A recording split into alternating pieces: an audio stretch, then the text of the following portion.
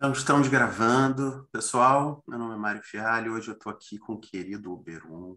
O Oberon é um praticante e uma liderança espiritual, uma pessoa que tem transformado a vida de muita gente, tem um trabalho muito lindo que eu acompanho há anos. De longe, é a primeira vez que a gente está se falando assim, pessoalmente, mesmo que virtualmente, e eu estou muito feliz. E o tema da nossa conversa hoje é um pouco essa conciliação da espiritualidade com a prática social, política, como é que a gente compreende e a urgência desse momento emergencial que a gente está vivendo. Ô, Beron, fala um pouquinho aí de você, do seu trabalho, das coisas, se apresenta o pessoal. Bem-vindo, querido.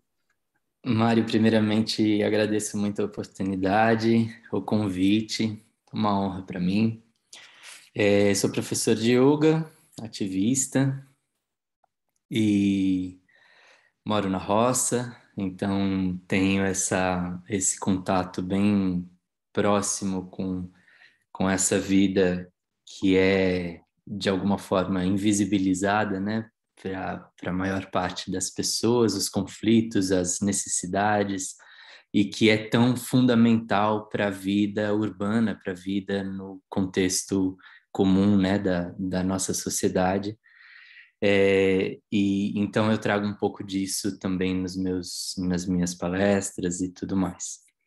Mas, no geral, sou um viajante, amante da natureza e das práticas espirituais também, não dogmático, completamente libertário ou universalista nesse aspecto, mas com aquela história, né? Eu tenho meu guru no coração, que é o meu coração, e eu sigo ele, o meu coração. Jai Guru, Jai Guru. E aí, guru? Então, e eu queria também aproveitar, Beron, porque você fez recentemente, né, um documentário registrando práticas profundas, espirituais, em diversas tradições, nas viagens que você fez, é, e que eu considero uma coisa super importante, né? Assim, esse entendimento de que, para além da mitologia e das narrativas, existe uma filosofia perene, como alguns autores gostam de chamar, existe uma tradição que dialoga é, nessa abertura para todas as tradições, né? A experiência espiritual, a experiência mística, a experiência do self, ela é uma experiência comum às tradições, né? E é o grande ponto de convergência, a grande pedra filosofal de todas as tradições. Como é que você vê essa importância desse diálogo trans-religioso nesse momento que a gente está atravessando? Assim? Eu acho muito bacana a gente olhar para esse aspecto, né, do comum, porque quando a gente se estabelece enquanto sociedade, enquanto grupo, comunidade, que nasce da necessidade, né, de apoio mútuo, não só, né, a troca social, que é algo da nossa natureza, mas existe uma necessidade, né, para sobrevivermos, precisamos de, de pessoas em diferentes funções e tal. E para que isso ocorra, é fundamental que haja algumas regras, né? Algumas regras, alguns limites. E esses limites, eles são pautados sempre na ética que a gente, mergulhando mais a fundo, cabe dentro dos princípios fundamentais da espiritualidade como um todo. A gente vai encontrar isso em todas as tradições, esses mesmos princípios, tipo, não prejudicar o outro, falar a verdade, não roubar. É, é também uma lei, né, de convívio harmônico. E isso é comum em todas as tradições, mas as tradições carregam as suas linhas, as suas liturgias de maneiras distintas, tendo como ponto, como alicerce, como ponto fundamental, esses princípios. E eu procuro os honrar bastante na minha prática pessoal, mas o que eu acho que toca bastante para a nossa conversa aqui hoje é esse afastamento desses princípios e tem se utilizado ideias espirituais na atual conjuntura que se apresenta, ideias espirituais que fogem, ou seja, que vão contra esses princípios, mas que de alguma forma estão inseridos nas tradições espirituais, né, como pontos que poderiam ser divergentes, e são utilizados hoje para fazer discurso de ódio, para atacar grupos minoritários, que se fosse, né, se houvesse mesmo essa preocupação de ter uma condição harmônica e pacífica, a gente estaria falando e a gente estaria interagindo com os demais, nos baseando nos princípios, que é o que é comum em todas as linhas espirituais, e não em segmentos que são particulares de determinada estrutura espiritual. E é o que estão fazendo, né? Estão pegando partes, por exemplo, do Velho Testamento e colocando como norma, né, maior e tal, e aí as tradições espirituais de matrizes africanas são perseguidas, né, terreiros incendiados, e há essa, essa situação toda que, se a gente olhasse para os princípios, a gente estaria falando todos a mesma língua, né? Seria de bom senso, assim, seria de senso comum, melhor. Essa haveria respeito, né? Esse mandamento do perdão, do amor ao próximo, da solidariedade, né? A ideia de se reunir na comunidade, na sanga, no grupo, para compartilhar a experiência interna, né? De metanoia, de transformação, de conversão, ela tem se tornado, tem sido capturada, né? Não que isso não tenha acontecido ao longo da história, né? Mas a gente vê chegar em pleno século XXI e um comportamento quase medieval, né? No sentido de perseguir, de queimar, de matar, de botar na fogueira, de e um ódio, né? Essa expiação enquanto sacrifício do outro, que retoma até mesmo períodos anteriores à chegada da condição de monoteísmo na tradição hebraica, né? Essa ideia de você sacrificar os infantes, sacrificar as crianças. Então, uma dinâmica que eu percebo, né, é que essa religiosidade que se constrói como repressão dos afetos, né, como uma moralidade forçada, ela produz essa sombra, né? Ela produz esse conteúdo não iluminado, e até mesmo na história recente do Brasil, o fato da gente ter anistiado, né? Porque anistiar não, os militares, anistiar não é uma expiação, um perdão, uma transformação, uma compreensão do processo. É colocar panos quentes, é colocar uma pedra em cima do assunto, e como que esses conteúdos vêm retornando, né? Então parece que esse período tem vindo à tona toda essa lama, né? Toda essa condição, e aí falando espiritualmente, talvez infernal, que está subjacente, né? E como que você vê esse papel, porque das pessoas, lideranças espirituais, professores de yoga, professores de espiritualidade, que sentem-se chamado de honrar essa transmissão amorosa, honrar a possibilidade de libertação do sofrimento do ser humano, diante dessa sombra que emerge, né? Uhum. Eu tenho refletido bastante sobre isso e eu fico feliz de a gente ter essa possibilidade de conversar sobre isso. Por quê? Porque muito da tradição vai nos falar de uma perspectiva transcendental, de que esse mundo é uma ilusão, então fique distante dele, né? E aí você está mesmo na roça, embora eu também esteja bem isolado aqui no meu cantinho, é, como é que você vê essa coisa de entender essa conectividade de todos nós e que se tem pessoas passando fome, isso é um problema meu, se tem pessoas sendo capturadas pelo ódio, isso também é parte do que me afeta. Queria ver Nossa, se... você tocou aí num ponto que hoje tem despertado em mim sentimentos bem baixos, assim, sabe?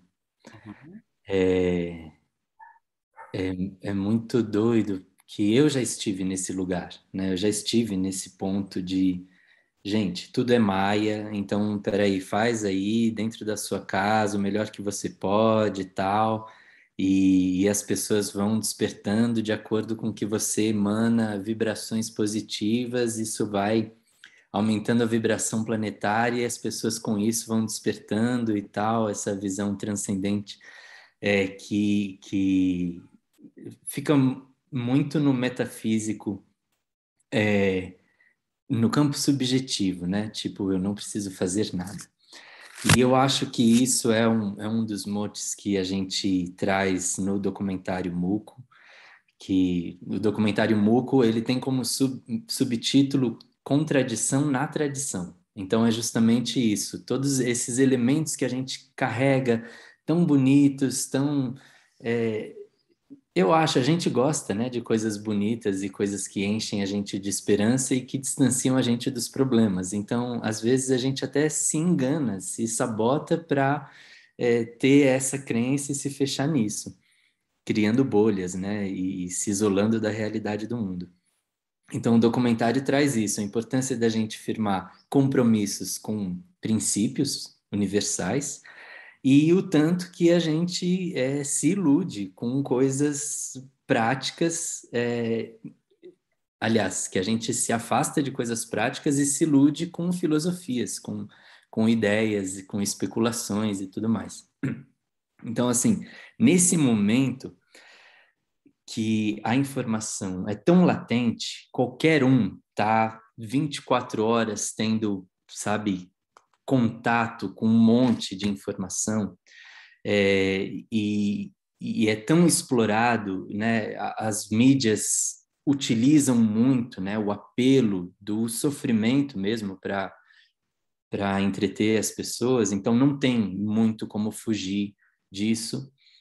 E aí ver pessoas que se comprometem com a espiritualidade, dar as costas ao que acontece no mundo, fingir que não existe e usar discurso espiritual para se negar a um compromisso maior com o todo. Por exemplo, se você for observar o, o jargão mais forte da linha Shivananda. Shivananda foi um médico, né, da linha do Hatha Yoga, bem popular no norte da Índia, e ame a todos, sirva a todos. Essa é a máxima ali do Shivananda. Se você vai para o centro-sul da Índia, lá tem uma cidadezinha, Puttaparthi, e aí tem um mestre lá, e esse mestre, ele também tem isso. Ame a todos, sirva a todos. Se Faz você parte. vai, se você vai para Kerala, lá no ashram de Amrita Puri, você vai ver que ame a todos, sirva a todos. Aí vai ficar parecendo que é uma coisa do hinduísmo, né? Ame a todos, sirva a todos. Mas aí a gente pega aqui, é uma coisa muito forte da brasilidade mesmo, que é o espiritismo, né? Muita gente transita e o começo, talvez, de uma abertura, de um desgarrar-se da ideia do cristianismo, né, europeu, a gente vê esse transitar e aí tem como fonte primeira a caridade, né? Que é a forma de você, o trabalho que edifica e o servir ao necessitado, né? Para livrar o sofrimento do mundo. Então, tudo está aí relacionado. E aí, de repente, a gente se incomoda com isso, porque servir a todos envolve se deparar com o sofrimento. E o sofrimento incomoda a nossa zona de conforto, cor-de-rosa, impecável, perfeita, bonita.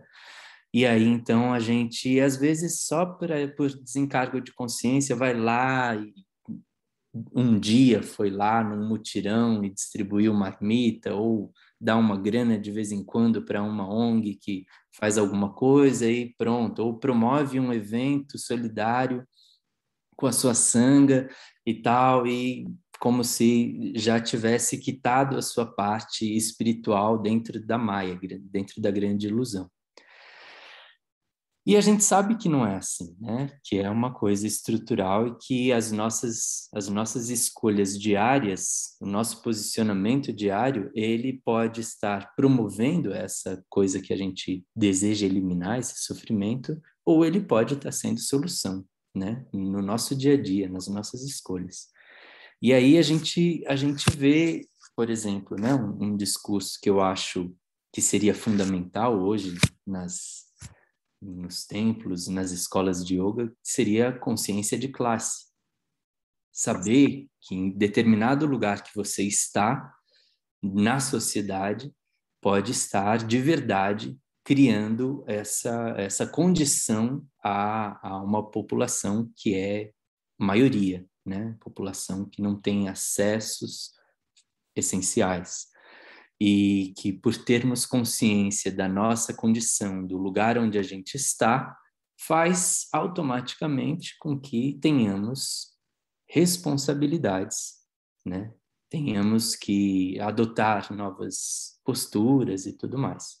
Então, eu, em alguns lugares, já sou persona non grata por ir a uma palestra e trazer esses temas que são inconvenientes, entre aspas, a quem está num processo de iluminação, de se conectar com as forças excelsas e a luz e tal, e essas coisas são muito do mundo, muito mundanas e tal, e aí fica difícil transcender o eu, se conectando com essas camadas tão sujas. Então, eu vejo que me incomoda muito e não é à toa, né? Incomoda muita gente também que tá percebendo um pouquinho o nosso papel, né, de estar atuante para um mundo mais equilibrado. Eu, de verdade, você começou a falar e eu me vi nesse lugar de ufa, nossa, é assim, né? E ainda tem mesmo, tem muitos. A gente teve a oportunidade, durante o documentário, de entrevistar alguns gurus que têm milhões de seguidores no mundo, sabe? Pessoas assim que são conhecidas não só dentro do meio do yoga e das filosofias orientais, que a gente trazia temas como machismo e a pessoa respondia como qualquer um desinformado que acha que a mulher tem que se vestir de forma apropriada para não sofrer abuso, sabe? Como se a culpa fosse da mulher. A gente trouxe a questão do racismo, né? O racismo dentro da nossa sociedade, e foi assim desfalado Tipo, a gente não pode se estressar com todos os problemas. Se a gente for pegar todos os problemas, nossa vida vai ser um inferno, sabe? Foi muito revelador para mim, assim, me colocou em um lugar de realmente descrença de lideranças, a ponto de chegar nesse lugar de eu sigo meu coração e a minha consciência, não sigo nenhum outro ser humano, sabe? Uhum. Essa compreensão, ela de uma certa forma tem esse gosto de uma decepção amorosa, né? Porque a gente tem uma tendência, quase uma projeção parental, né? De querer idealizar essas figuras para corresponder, na verdade, à nossa imagem interna, né? Esse grande Uhum. puja para a deidade que a gente faz para nutrir a nossa condição interna. E quando esse crescimento, porque é quase uma fase de emancipação, né, dessas idealizações, é, acontece, se experimenta isso. E esse grande equívoco, né, de achar que porque alguém desenvolveu essa linha da espiritualidade, né, ou seja, consegue alcançar um estado de consciência, de samadhi, de realização do self, da clara luz do budismo, enfim, a consciência da unidade, que isso vai fazer com que essa pessoa possa transmitir sabedoria sobre todos os outros problemas da realidade. E essa compreensão a gente precisa ter, né, de que uma pessoa que está inserida num sistema medieval, num sistema de castas, num sistema machista, esse racismo estrutural, esse machismo estrutural vai atravessar. E é por isso que é tão importante fazer a cura na cultura, né? Sim, Na linguagem, nas interrelações, que a gente possa adequar as possibilidades de existência humana a essa pluralidade de sentidos, né?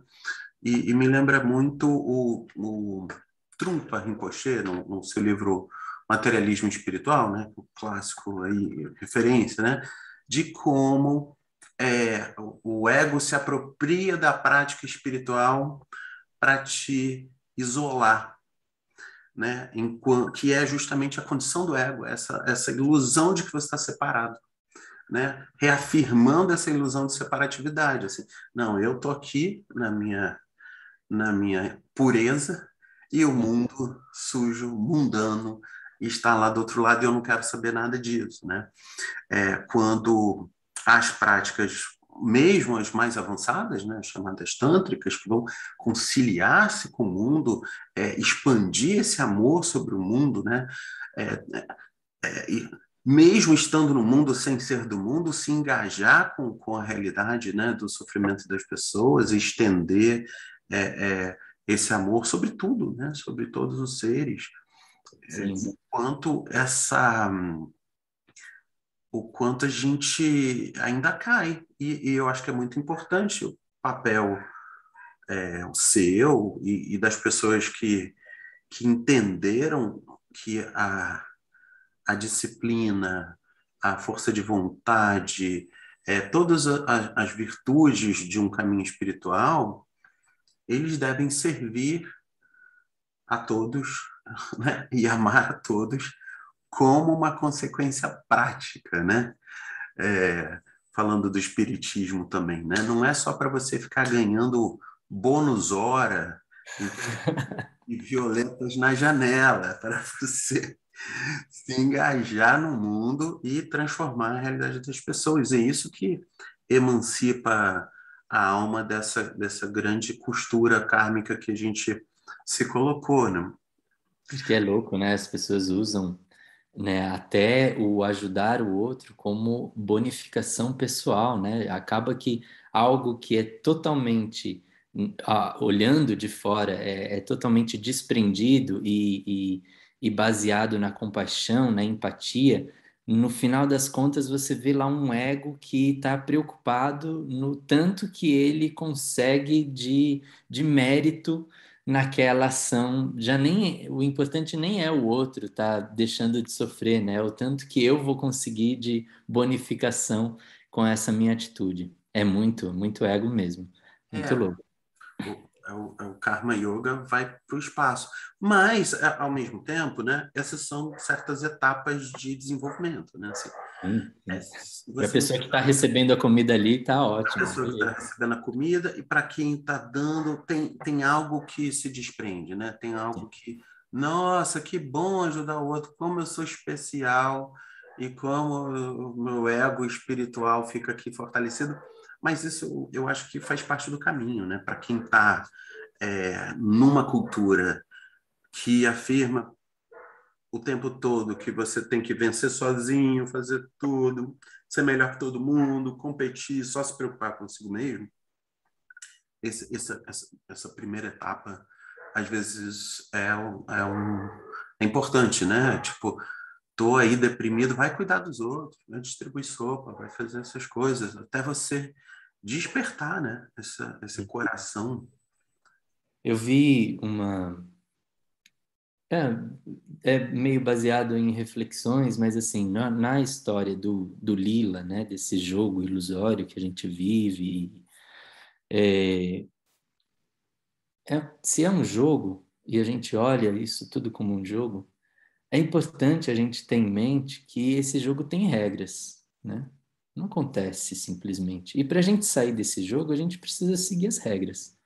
Então, se esse é o meu anseio, né, sair da ilusão, eu tenho que passar por etapas, né, nessa ilusão, e atualmente é parte, então, dessa ilusão eu estar ajudando as pessoas, e já que eu me entendo como um ser de caminho único e que busca transcendência a partir do esforço pessoal, ou busco a consciência de unidade a partir dessa prática individual, é muito interessante que eu olhe, né, essa etapa de construção dessa realidade, onde eu vou me fundir ao todo e me perceber parte do todo, entender que o outro, né, ele precisa desse apoio, o outro tem necessidades muito parecidas com as minhas, mas às vezes o meu ponto na história é um ponto de privilégio que o outro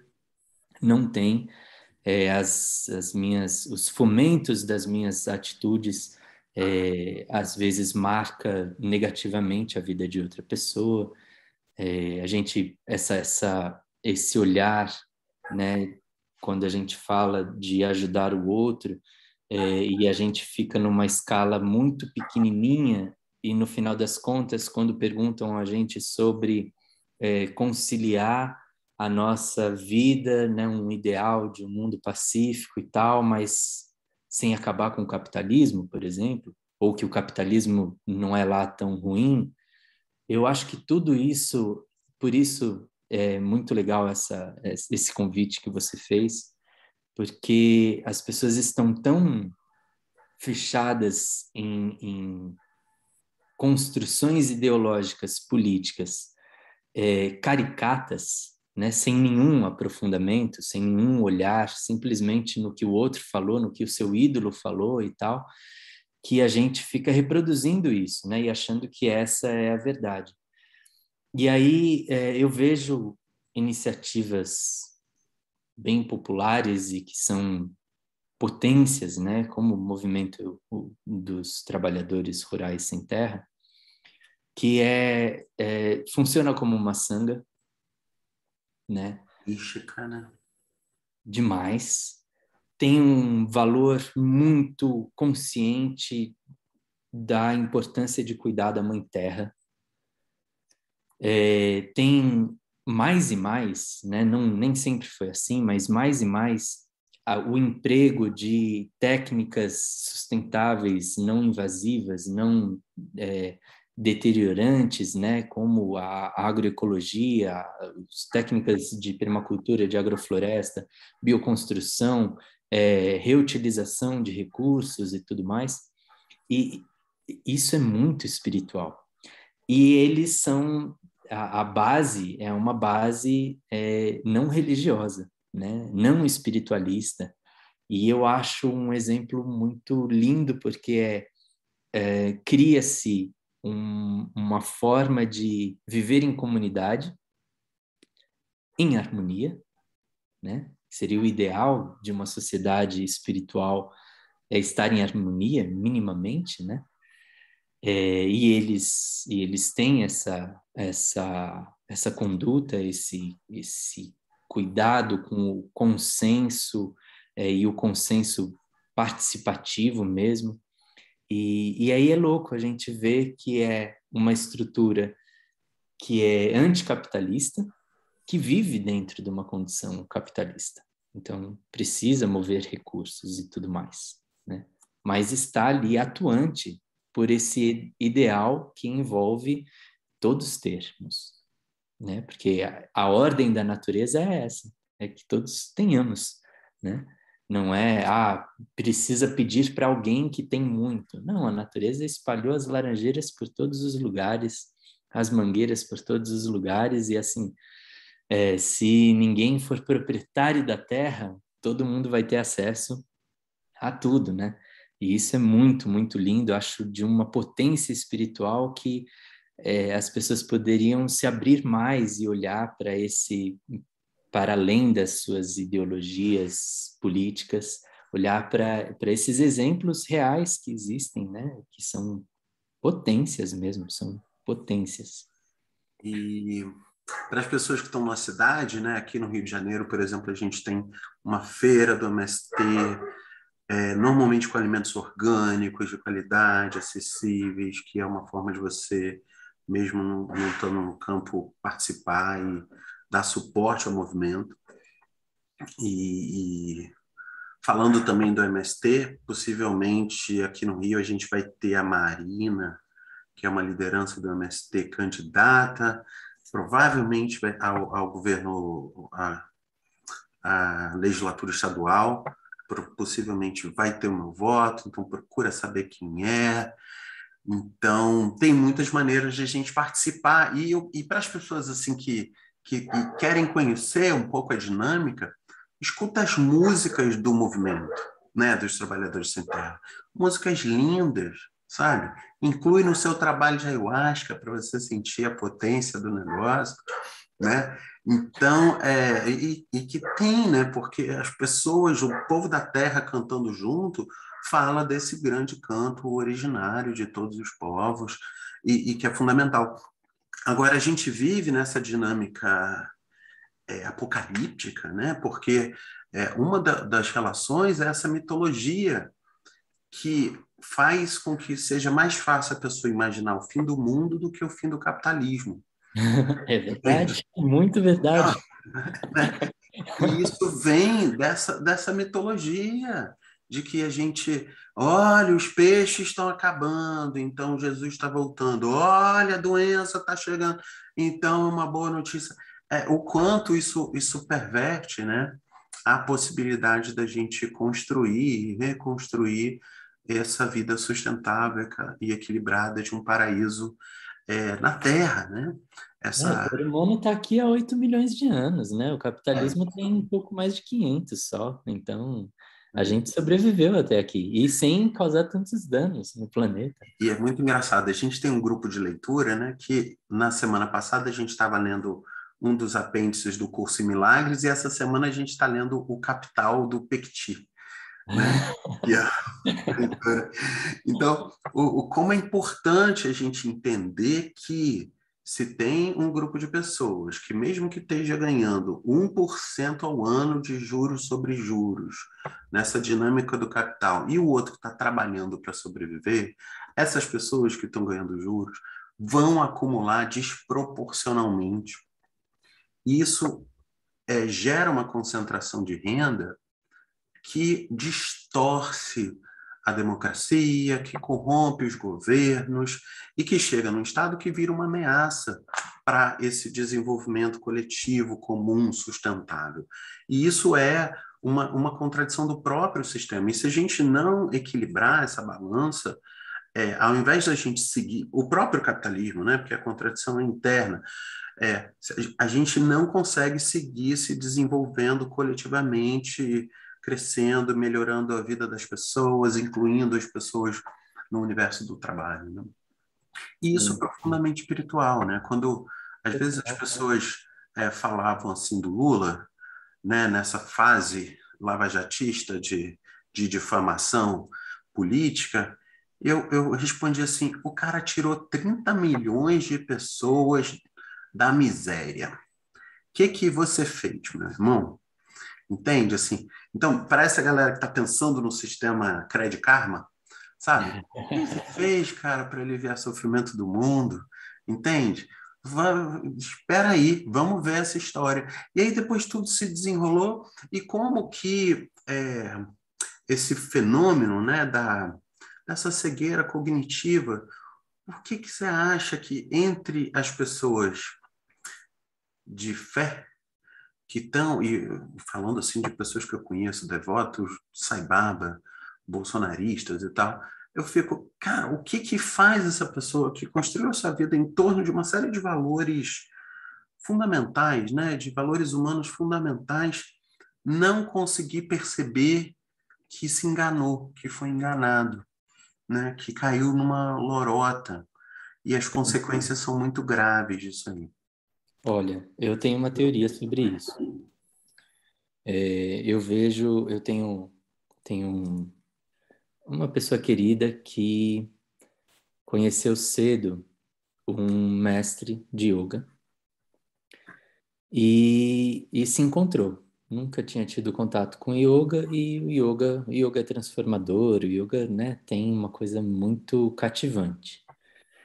E aí ela atribui essa transformação não exatamente ao yoga, mas sim ao mestre que trouxe isso para a vida dela e tal. Só que o mestre é uma pessoa bem controversa, assim, ele é altamente classista, assim, sabe? Yoga é para as elites, é para a faixa A, B, e para pessoas jovens, e não para hippies, e não para vedantistas, e etc. Então, à medida que essa pessoa foi amadurecendo, foi tendo contato com coisas do mundo, você via que ia internalizando várias informações, né, sociais importantes, tal. Mas no momento em que todo mundo batia, né, a comunidade do yoga foi despertando, né, para essa necessidade real do mundo real, as pessoas iam batendo nesse mestre. E ela ali, na ingenuidade, teve esse papel de defender com garras, unhas, dentes, o mestre, a ponto que hoje o ego não admite voltar atrás, né? Defendeu tanto, se colocou tanto no lugar de escudeira e tal, que hoje, por mais que mostre e ela tenha consciência desses desequilíbrios, virou uma questão de orgulho, né? Não, agora eu sou aquela pessoa que defendeu de todas, não vou, né, dar o braço a torcer e me mostrar errada do passado. Então já virou uma questão de honra defender o errado mesmo sabendo que está errado. E eu vejo que esse exemplo que você trouxe tem um tanto a ver com isso, né? Eu estive lá né, lutando e bradando pela Lava Jato que estava limpando o Brasil desse tarará. E aí hoje a gente vê que não é a história, mas não vou dar o braço a torcer e fica se e o mais louco disso é as pessoas que usam sua inteligência, né, para buscar justificativas para não dar, né, passos nesse lugar que ela reconhece hoje, né, não aceitar. Eu tenho uma foto que eu acho interessante, mais do que você estava falando antes, que é essa relação da desigualdade, né? A foto é mais ou menos assim. Uma comunidade paupérrima, que não tem nada, né? A gente vai ali para parte leste da África, por exemplo, onde você vê aldeias que não tem nada. Eles têm o bode, tem alguns tubérculos, né? Alguns vegetais, poucos grãos, e todos vivem nessa miséria, todos. Então, a tendência é que todos se ajudem, né? Essa é a tendência. Todos estão na mesma condição, então todos se ajudam, não há disputa e tal. Indo por outro lado e ignorando que para essa condição envolva essas pessoas paupérrimas, mas vou colocar uma comunidade na Suíça, por exemplo, onde todos têm uma vida de abundância e tal, você vê que as pessoas não têm tanto essa solidariedade, porque as pessoas não estão passando por necessidade, mas não existe essa coisa do roubo, né, da criminalidade. Então, esses dois extremos, existe uma ideia de uma condição social de paz, pacífica, né? Porque ninguém quer de ninguém. As pessoas estão ali, cada um com o que pode, com o que tem, e no primeiro caso, distribuindo o pouco que tem e tal, por reconhecer a necessidade do outro. Agora, se você pega numa sociedade onde ninguém tem nada, e aí coloca-se ali uma mansão com um muro gigantesco, e o cara tem um monte de coisa, é fato que exista um senso nato nas pessoas de justiça. E é claro que vão ter pessoas querendo fazer justiça, mesmo que atropelando os seus próprios princípios, né? E de entrar na mansão, e de pegar, e de distribuir. Então, hoje a gente olha para a nossa sociedade com uma faixa que ostenta, uma faixa que quer mesmo mostrar que tem, porque é poder e tal, mostrar para uma parte que está tentando sobreviver. E é claro que a gente vai ter, então, desse cenário, dessa foto, violência, criminalidade. A gente vai ter um monte de situações, uma que é para sobreviver e outra que é para combater isso, né? E contra. Eu também quero, peraí, eu também quero, né? Tá nesse lugar que está sendo vendido, né? Porque tem isso também, né? Vendido, tanto mais se tem, mais se é. E isso é um grande mal. Então, é fundamental para esse mundo de paz existir condição física externa de igualdade. É fundamental. Não existe a possibilidade da concepção da ideia capitalista, que é justamente a divisão de castas mesmo, né? A construção a partir de uma elite e um mundo trabalhando para essa elite. Isso é o capitalismo, não dá para tirar essa forma, senão não existe capitalismo. Então, se essa é a roupagem, a gente nunca vai encontrar o ideal que todos sonhamos em todas as esferas, né? Que é um mundo de paz. Que foi, como você falou, o que a humanidade viveu a maior parte da sua história, né? Seja numa cultura mais tribal, ou mesmo onde hoje a gente almeja, né? Sociedades mais igualitárias da Escandinávia, da Suíça, em que a gente restaura uma igualdade social e alcança esse nível de pacificação numa cultura mais pós-moderna, né? Mas dentro do que você falou, né, trouxe essa questão do orgulho, né? E o quanto na tradição cristã o orgulho tem esse lugar central de queda, né? Assim, o quanto o orgulho como sendo esse traço egóico que impede a pessoa de mudar de opinião, de olhar de uma nova perspectiva, o quanto isso é aprisionante e o quanto isso miticamente é muito central dentro da tradição cristã, né? Desde a queda de Lúcifer, a todo o outro processo dentro da tradição. Importante esse diagnóstico espiritual que você fez, acho que é muito preciso. A outra questão que você falou é do senso de justiça como sendo um valor central, né?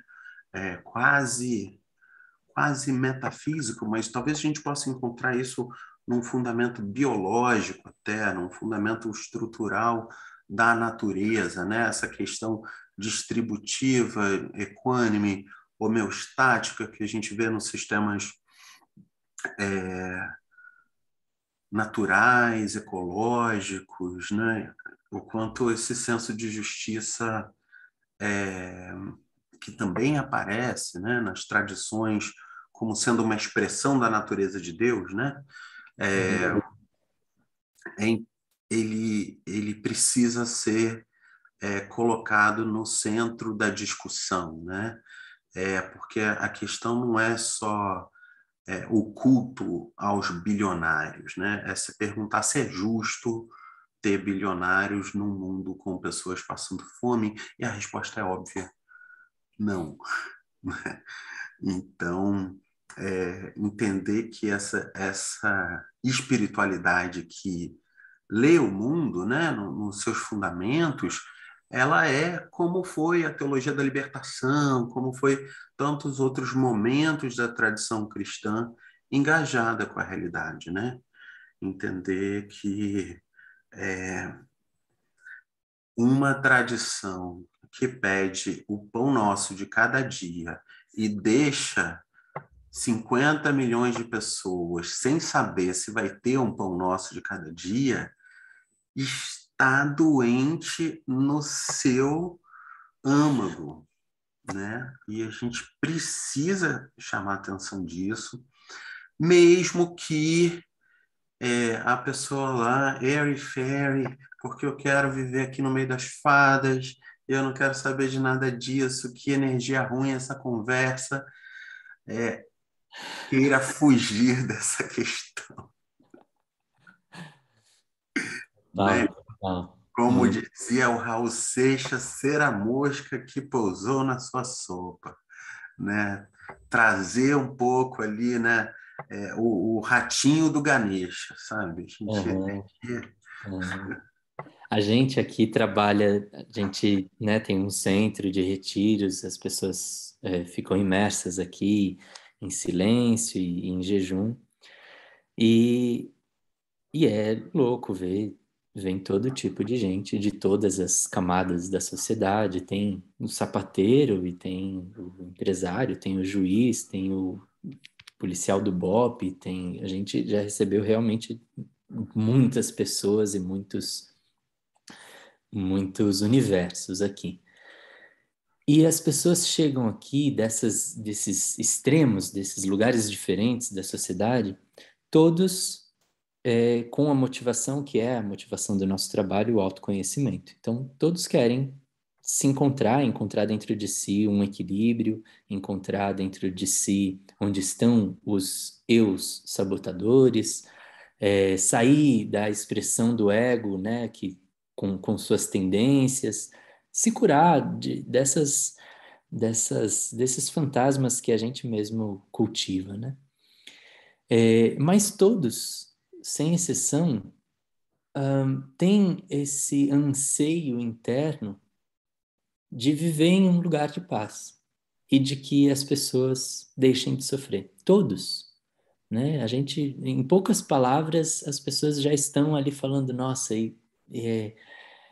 se todos tivessem oportunidade, se todos, né? A gente tem um coração bonito, né? A gente pulsa uma coisa muito autêntica, que não é imitação de nada, é muito real. A gente se compraza quando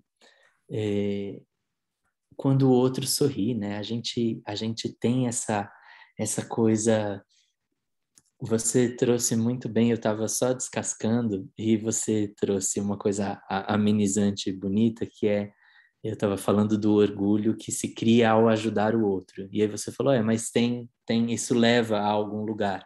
E, eu vou reconhecer, né, essa sua fala aqui dentro da minha perspectiva, porque, de fato, existe, inclusive, estudos, acho que da Unicamp, eu li isso em algum lugar, que o prazer mais duradouro químico dentro do nosso corpo, né, o efeito que fica fervulhando por mais tempo, é, de fato, o prazer de ter sido útil, de ter ajudado alguém, né, e ver a satisfação do outro a partir da sua atitude.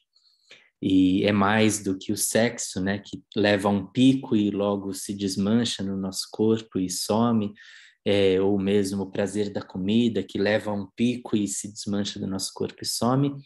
O prazer de ajudar não tem um pico, mas tem uma coisa que leva a gente a um estado, né, aprazível e que é mais longo, de maior duração.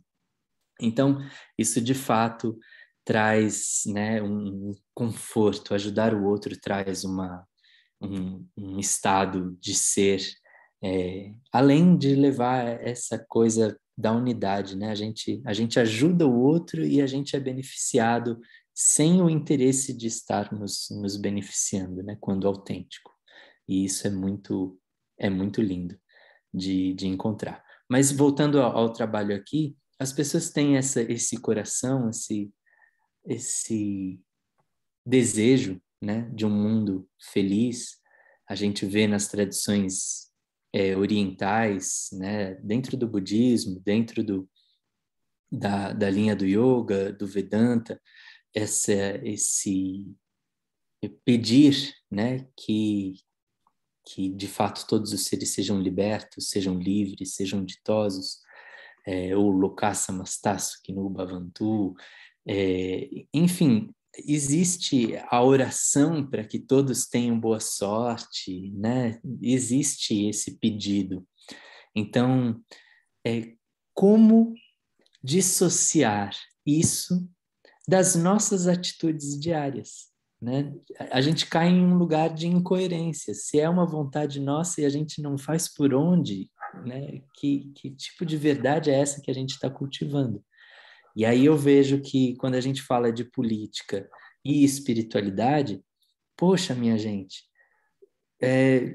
a cada 2 anos existe ali uma coisa da democracia que é o voto, né? Eu nem estou falando de atitude diária, de compromisso diário, mas vou falar desse lugar que é muito demonizado pelas pessoas da espiritualidade, que é a política institucional, a política partidária.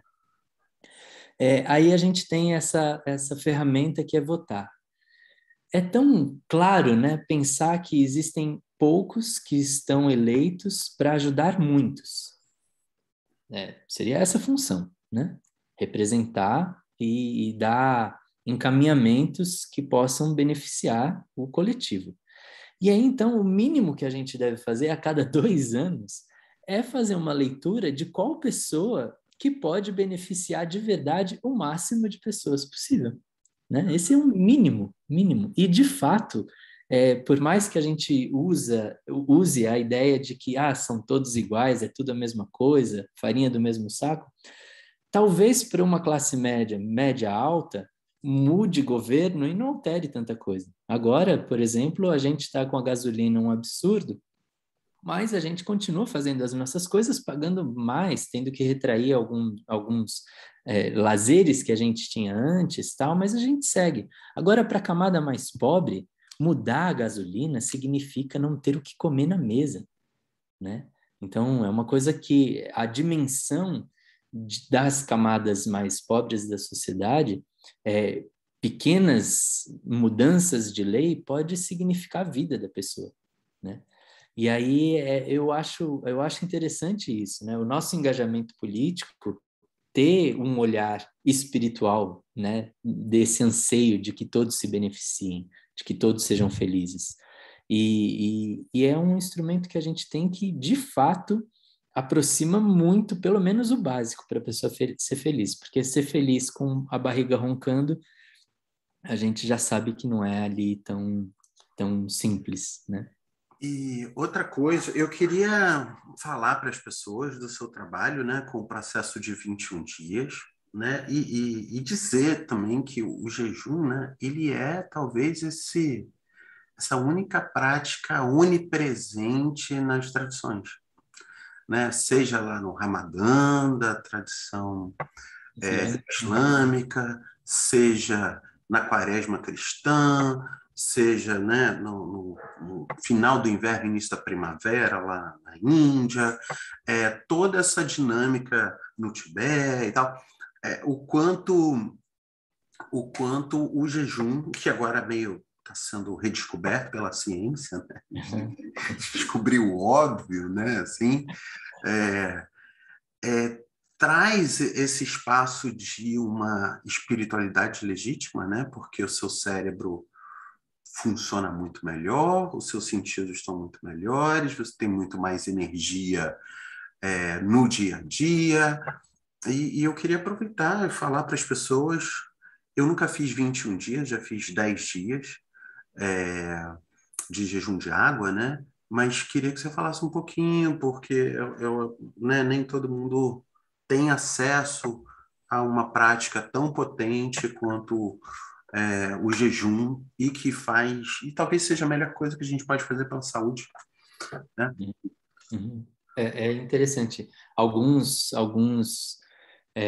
linhas, né? O higienismo, por exemplo, utiliza muito o jejum como cirurgia mesmo, né? Do nosso cirurgia celular, né? Porque é isso que a gente faz. A gente acaba limpando num sentido muito profundo e existe essa catalisação, né? O nosso corpo usa daquilo que está prejudicando ele usa como combustível. Ele absorve, ele traz e faz aquilo virar energia. Então, ele literalmente queima as coisas que estão prejudicando o corpo, sejam células cancerosas, sejam toxinas, sejam bactérias nocivas. Então, ele faz essa super limpeza e nesse processo existe essa clareza mental, assim, né? A gente sabe que a gente tem um sistema nervoso entérico, que é o sistema nervoso ligado especialmente à digestão. Não só a digestão, tem a parte do coração, mas o segundo grande órgão desse sistema nervoso é o intestino. E há interferência daquilo que a gente come com o que a gente pensa, com os movimentos, as atividades mentais, mesmo. Então, uma vez que a sociedade é induzida desde criança a comer um monte de coisa contrária à nossa natureza, é claro que a gente vai ter sempre a dificuldade com o nosso campo cognitivo. Dificuldade que eu digo não é relacionada à inteligência ou processamento de dados, mas assim, esse silêncio, essa clareza, né, que permite um contato mais íntimo com a gente. E quando a gente faz o jejum, a gente vai para esse lugar. Não tem ali a interferência da comida. Então, de alguma maneira, a gente diminui esse elemento invasivo, eu vou colocar assim, mas não é nenhuma apologia ao não comer. Descanso, né? Esse descanso, esse espaço, né? Esse espaço tão necessário para a gente voltar para a homeostase, voltar para esse lugar de equilíbrio, de calma, tranquilidade e até voltar para o mundo com um pouquinho mais de clareza das atitudes e das decisões que eu possa estar tomando, né? Para melhorar minha jornada. Então a gente tem um centro que a gente trabalha o Prana Prashakti, que é um retiro de 21 dias bem radical, porque são 3 semanas. A primeira semana a gente trabalha o corpo físico e a identidade com o nosso ego, que está relacionado ao corpo físico, né? A segunda semana, o corpo emocional, que tem muitas impressões guardadas, muitas vezes até selecionadas pelo nosso ego, aqueles registros que a gente gosta de pautar, voltar nele e reafirmar as coisas que passaram para justificar determinadas escolhas e comportamentos que a gente tem. E a terceira semana é o corpo mental, que é a semana mais complicada, né? Porque é a semana onde você vai lidar com esse eu menor, que tem um monte de vícios, tendências, justificativas, sabotagens e tal. Só que é interessante que ele aparece depois de 2 semanas de purificação. Então, a forma com que ele se mostra é muito positiva, muito bonita e tende até a uma positividade tóxica, assim, sabe? Então, se eu não estou alerta, eu entro em um lugar de, nossa, maravilha, é isso que eu queria encontrar, é esse lugar. E é justamente o trabalho é a desidentificação desse processo que existe. Então, é bem profundo, assim. A primeira semana não se ingere absolutamente nada, são 7 dias sem ingerir nada, e aí os líquidos entram a partir da segunda semana. Mas a gente tem o Purificando, que são 21 dias em que a primeira semana é com água, não como o Prana Prashakti. A gente tem Retiro de 7 dias, que é o Consciência de Si, e tem o Simplesmente Ser, que é a pessoa chega e define quantos dias ela quer ficar em jejum. E só que aí ela chega aqui é jejum conforme a regra da casa. É jejum em silêncio e só líquido mesmo. Não tem possibilidade de comer alguma coisinha ou de ter uma sopa, alguma coisa salgada. É só água ou o suquinho de fruta diluído. Então, a gente faz esse trabalho há 20 anos, começou em 2001, e a gente recebeu aí, acompanhou mais de 2.000 pessoas, e é bem interessante lidar com o ser humano, enxergar o ser humano, o ego como o ego, apesar das pessoas serem tão diferentes, como a gente é previsível, né? Como chega num momento de necessidade que a gente toca, todos nós tocamos as mesmas teclas. E é incrível isso, olhar para esse lugar onde, apesar da diversidade, realmente a gente é uma espécie muito igual, muito, muito igual. Que lindo, querido. Então, eu vou deixar o link para as pessoas que quiserem conhecer o seu trabalho, o documentário também. Quero te agradecer por essa conversa aí nessa manhã, a sua disponibilidade, pelo trabalho todo. E seguimos junto nessa, como diria Krishna, nessa batalha de Kurukshetra, em que nesse campo de batalha estão os nossos familiares, os nossos primos, os nossos amigos, mas é, Em nome do Dharma, a gente precisa realizar, né? isso, perfeito, né? Exatamente. Em nome do Dharma. Querido, Muito grato, viu, pela oportunidade, deliciosa conversa, pontos que eu sei que para a maior parte das pessoas que estão trilhando a busca espiritual são pontos sensíveis, incomodativos e por isso tão necessário. Então, fico muito grato por termos construído essa peça nessa manhã. é isso. Que todos os seres em todos os mundos sejam felizes.